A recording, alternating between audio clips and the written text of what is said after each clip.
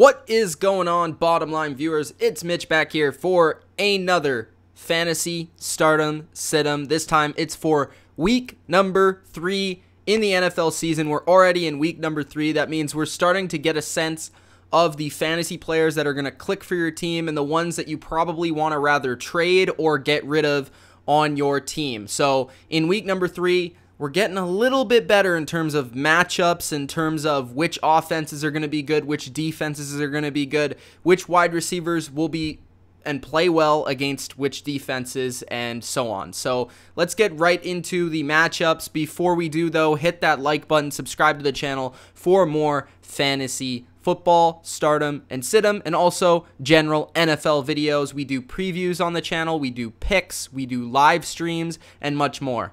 All right, the quarterback position this week, Jimmy Garoppolo is my start of the week.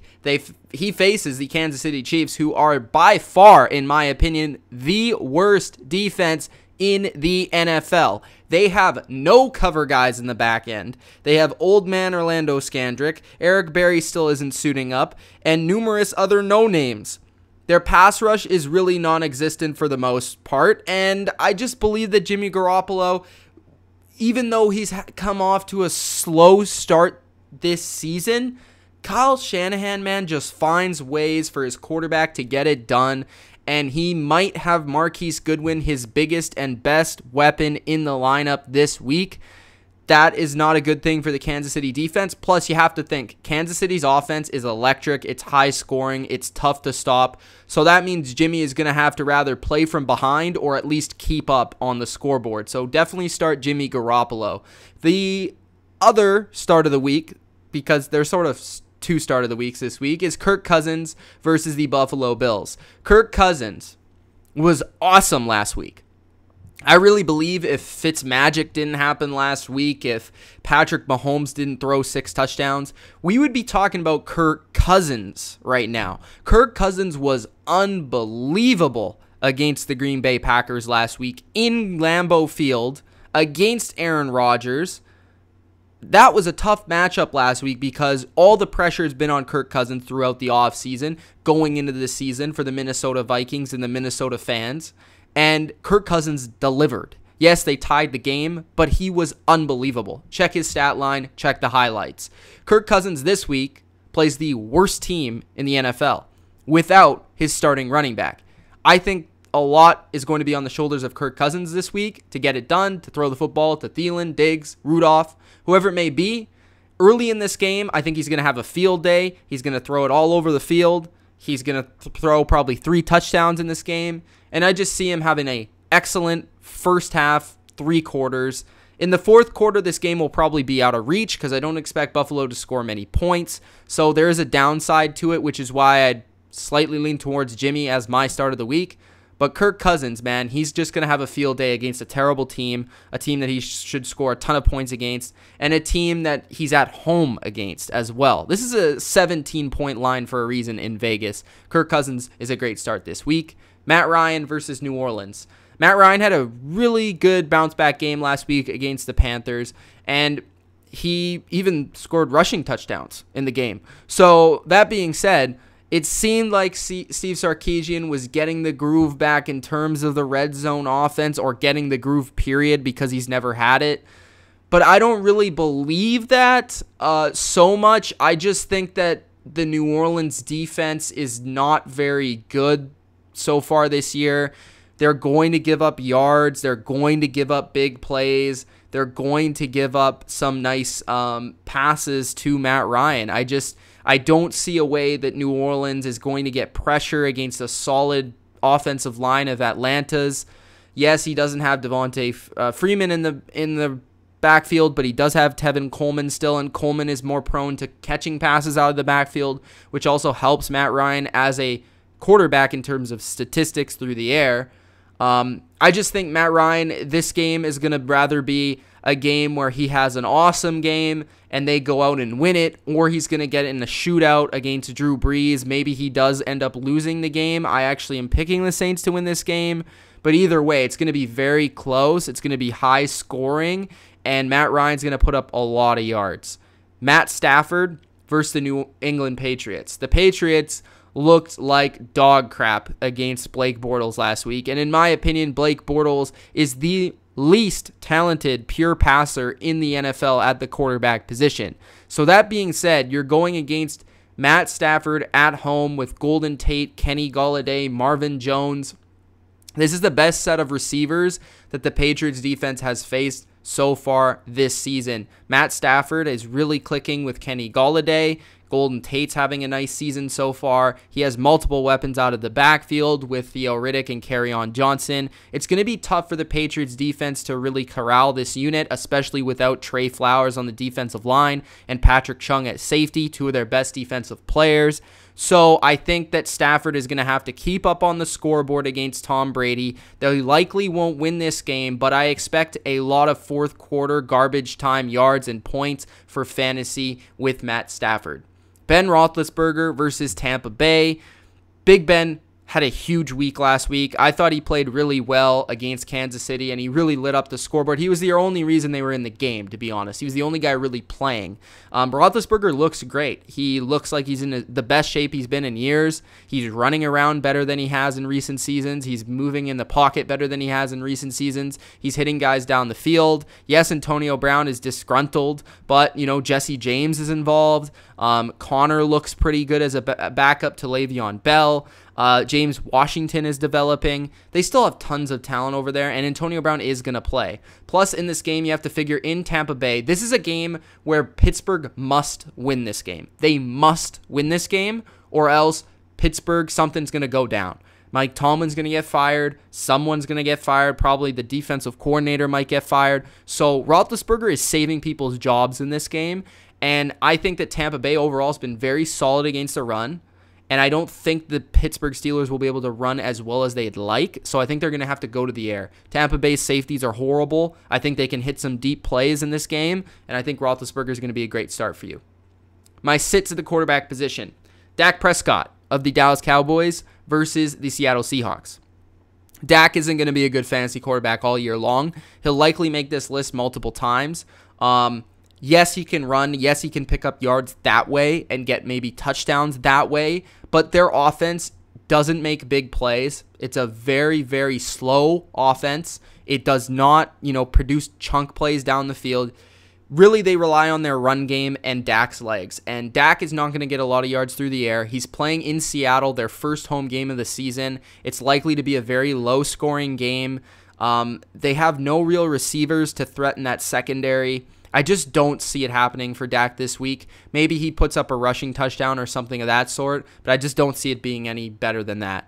Russell Wilson versus Dallas, same thing. Wilson has no offensive line. He has no receivers, maybe outside of Tyler Lockett, who's made some plays for him. But Dallas's defense has been easily top 10 so far this year. Their defensive line is awesome.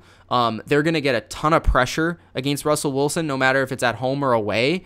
And their secondary is actually surprisingly played very well. Byron Jones looks like a #1 corner. Chidobe Awuzie, I think, is going to be able to match the speed of Tyler Lockett. So it's just a tough overall matchup for Russell Wilson against a great defensive line and an improving secondary. They also have the linebackers to spy and track down Russell Wilson in the scramble game. So I just don't think Wilson's going to be a great start this week.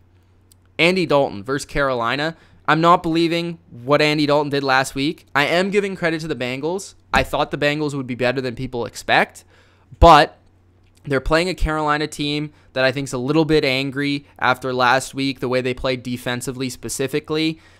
He doesn't have Joe Mixon in the backfield to balance out the offense, and I do understand that they're getting more players involved, like Boyd. Eifert is there, but it's mostly the A.J. Green show. And when you slow down A.J. Green, you basically slow down Andy Dalton. And the Panthers, I think, are going to provide a lot of resources to A.J. Green this week and force Dalton to beat them elsewhere. They play very polished, sound zone defense. And I think I could see Dalton making a couple mistakes on the road this week. Carolina's been very good at home. I don't think they've lost a game in like their last 6 at home. So Carolina, very, very, very good at home. And I just don't see Dalton playing great 2 weeks in a row. Blake Bortles versus Tennessee. Very much the same with Andy Dalton. There's hype coming into this game because of what he did last week in week number 2, but I'm not buying the hype, specifically against the Titans, because he has not played well against the Titans maybe in his whole career. Last year, he was really bad. They lost both games last year to the Titans. I don't expect them to lose this game, but I expect Blake Bortles to have an off week or a bad week, one of his bad weeks, which is most of the time, but the Titans secondary, they're okay. But I think what's really going to happen is that Bortles is going to be forced in third down and long situations, and he's going to have to make plays once again in third long situations. I think the Titans are more equipped to handle than the Patriots, what they did last week. That was short crossing routes, occasionally over the top, and Bortles played the best game of his life last week. I just don't expect that to happen 2 weeks in a row, especially against a team he struggled with in the past. Carson Wentz versus Indianapolis. I think this is kind of a shocker to a lot of people, but Wentz, I just don't see it in his first week having a massive game. Maybe I'm totally wrong, but because of the reps he's not been able to get, because of it's in week 3, this isn't week 2 or week 1, Week 3, teams have already played 2 games. They're pretty much getting into the groove of the season, and Wentz is going to have to jump in there. And the Colts defense has actually been surprisingly playing pretty well. They have a couple studs that nobody really realizes. I think the Colts are going to keep this game close, and Carson Wentz doesn't really have a down-the-field threat in this game, which I think is significantly hurting this offense overall. And I also think that they're going to want to run the ball against this team rather than throw it. So Carson Wentz is actually a sit for me. It's more of a wait-and-see approach with Carson Wentz. At running back, Matt BRIEDA versus the Chiefs is the start of the week. He's the leading rusher in the NFL because he's been able to break some long plays. I think he can against Kansas City this week. Kansas City's defense, the worst in the league. Bad against the pass, but bad against the run as well. I think that Shanahan will be able to take advantage with his schemes, his zone running scheme against the Chiefs. And I think he could break another long run in this game. Plus, he's involved in the passing game. He'll probably score a touchdown. So this is a high-scoring game with a guy that's playing really well. Momentum, excitement, confidence, I think all weigh into this start.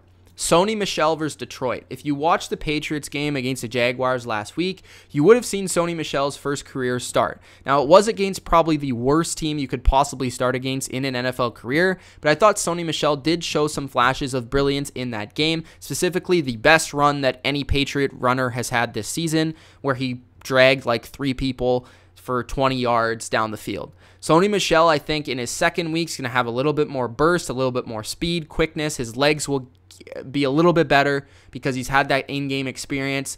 And against Detroit, a team that's really suffered against the run so far this year, Matt BRIEDA ate them up. I think Sony will be the guy this week. I think he's going to be the guy. They're going to run a lot with him. I could see him scoring a touchdown this week. I could see him breaking a long one.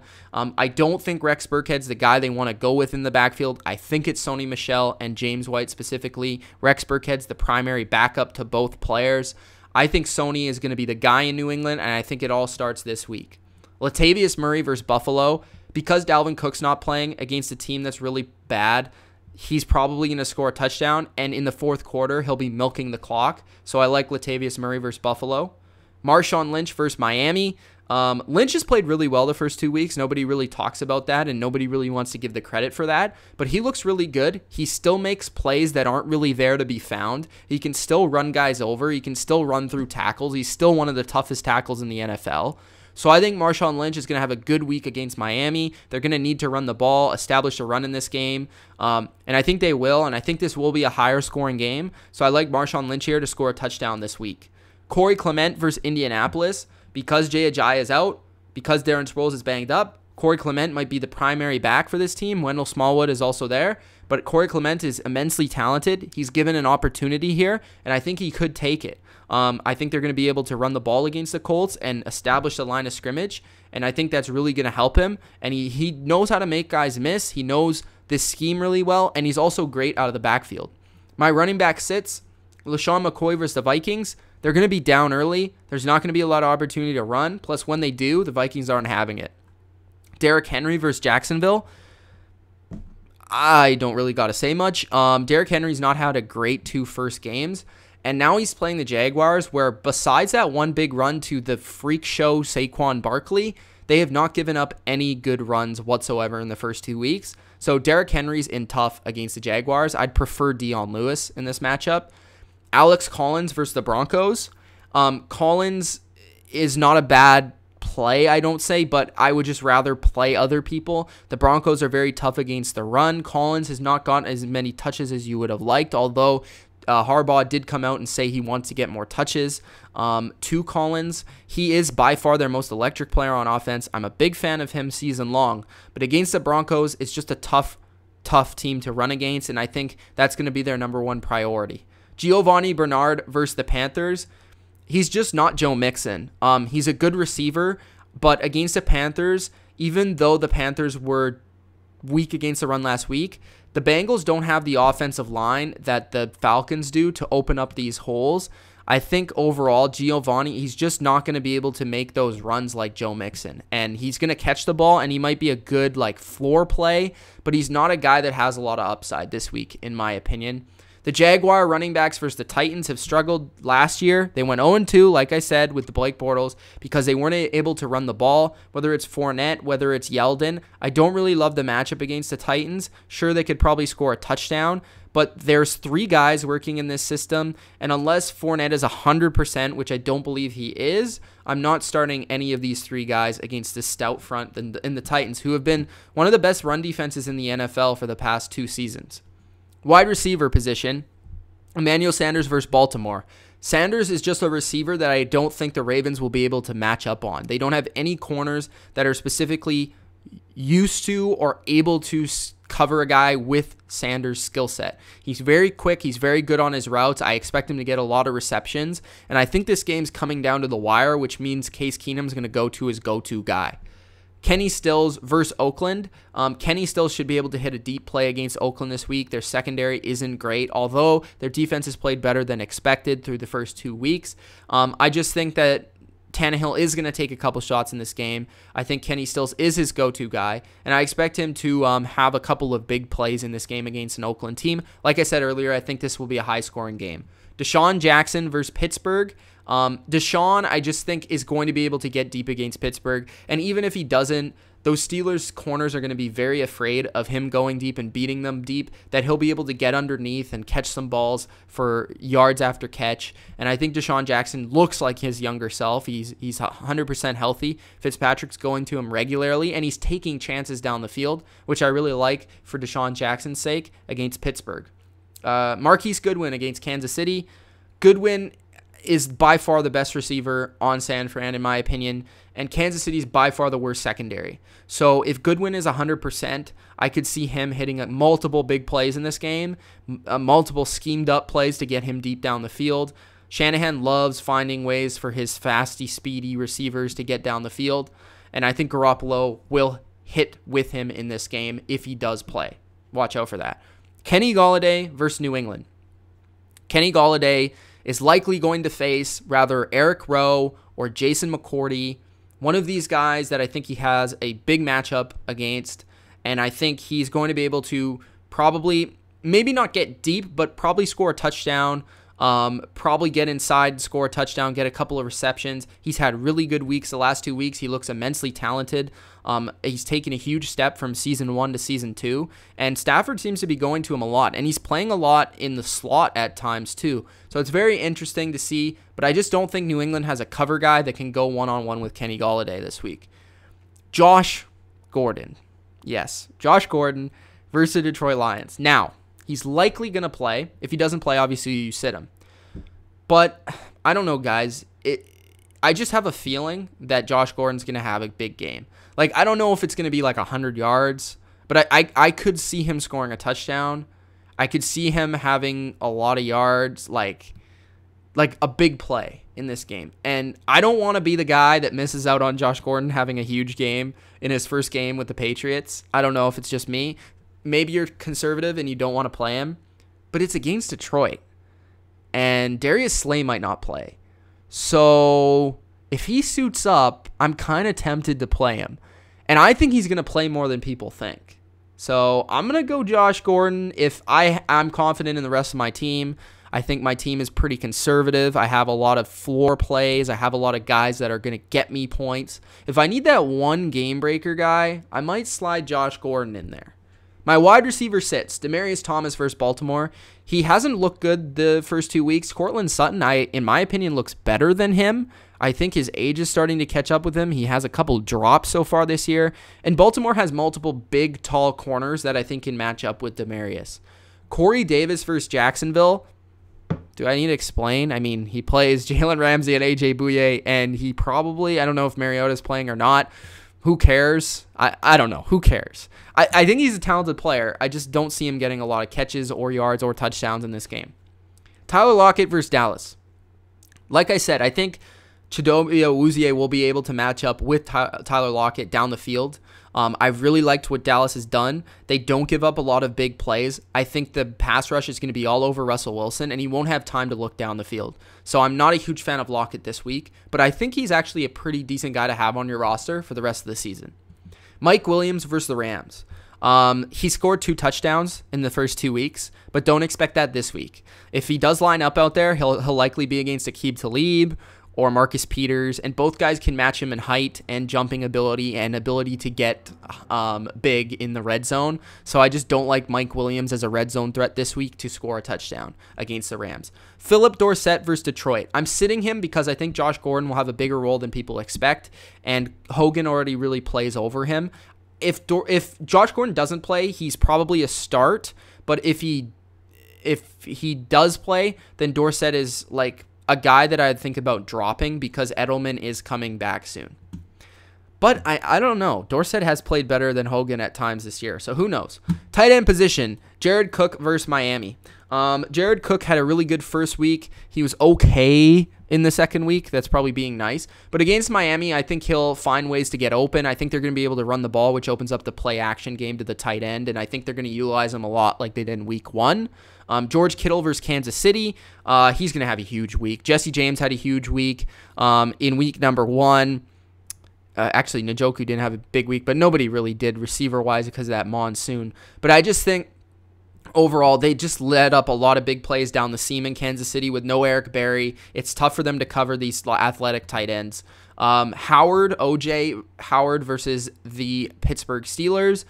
They've given up a lot of plays down the seam too. If you watched Travis Kelce last week, he was wide open multiple times. They couldn't cover him. They couldn't even put a guy on him. They couldn't even put a guy in the vicinity. So if OJ Howard gets that opportunity, we've seen him be able to take the football and run to the house. Jesse James versus Tampa Bay had a really good week last week, had a decent week in week 1. I think he's actually starting to build that role and trust with Ben Roethlisberger, and I think he could score a touchdown in this game in a high-scoring game. Kyle Rudolph versus Buffalo had a bounce-back game in week 2. I think he'll get quite a few catches, and I expect him to maybe score a touchdown in this game. You always want to play a guy, a tight end that that you think can score a touchdown, because if it's a high-scoring game or if it's against a bad team, a tight end on that team is not a bad play. So overall, I hope you guys enjoyed my starts and sits for week number 3 of the NFL season. If you did, hit the like button, subscribe to the channel for more fantasy football starts and sits, and also NFL videos in general. Again, we do previews, we do picks, we do recaps, we do reactions, and also topic videos. So hope you guys enjoyed. It's Mitch of the Bottom Line View. Once again, peace out.